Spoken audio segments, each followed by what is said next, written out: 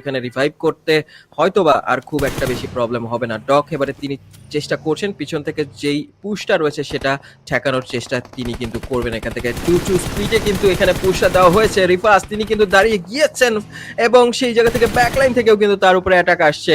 Doc এবারে গর্জে উঠছেন, তিনি আরো একটা এলিমিনেশন পয়েন্টস তিনি সিকিউর করলেন, আরো একটা knock. No way, wow, that was incredible. 360 degree অ্যাঙ্গেলে ঘুরে ঘুরে কিন্তু তিনি এলিমিনেশন পয়েন্টস গুলো এখান থেকে সিকিউর করছেন। টোটাল 7 এলিমিনেশন অলরেডি এটা কিন্তু ঘটে গেল।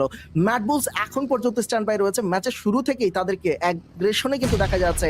গ্রেনেড আসলো, ওকাই আবারও হয়ে গেলেন নক। জাইরোর এইচপিও খুব একটা ভালো নয়। তামাং চলে এসেছেন, একদম ফ্রন্ট ফুট থেকে ফাইটটা নেওয়া লাগতে পারে। Oh, man. গ্রেনেডে জাইরো হয়ে গেল ডাউন। লেমন আরো একটা ডাউন নেওয়ার চেষ্টা করবে।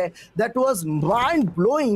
প্রাণীয়ে খুবই হালকা হালকা একটু একটু করে এগিয়ে আসছেন এই মুহূর্তে ক্যাসানোভা। তাকে হয়তো দেখে ফেলতে পারে, বাট না, ক্রিপ্টোকে দেখেছে এবং সেই জায়গা থেকে জিগল নকটা বের করেছে। চলে এসেছে মলোটভ, সেটাতে কিছুটা ড্যামেজ কিন্তু গ্রহণ করেছে ঠিকই।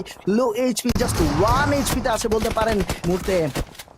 আয়রন তাকে ডাউন করে দেওয়া হয়েছে, ফিনিশটা করে দেওয়া হচ্ছে। খুব বিপজ্জনক অবস্থায় কিন্তু রয়েছে। নো ফিয়ার ডিবিএসটা দিয়ে হিট করেছে। পাশ থেকে হাইট দামি পিছন থেকে সাপোর্ট দেওয়ার চেষ্টা করছে টিমকে। জিগল খুবই অ্যাগ্রেসিভলি ফাইট নেওয়ার চেষ্টা করছিল, কিন্তু তাকে থামিয়ে দেওয়া হয়েছে।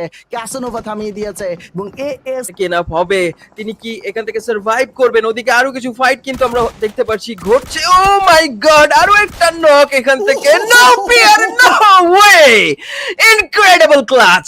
একা র্যাম্পেজে তিনি চলে গেলেন। আমরা দেখতে পারলাম এই মুহূর্তে জাদিরা, তাকে দেখতে পারা যাচ্ছে এই মুহূর্তে ব্যাড বয়কে ডাউন করবে এবং ব্যাড বয় জাদিরার কাছে হয়ে গেল নক। নিয়ে আসছে এবং ফালাক তারা একদম সাউদার্ন সাইড দিয়ে জোরে বিদ্রুকে যাওয়ার চেষ্টা করছে। শিপুর সাথে কিন্তু ফাইটটা হয়ে যেতে পারে। গ্রেনেড এসেছে, বুম, ও গ্রেনেড।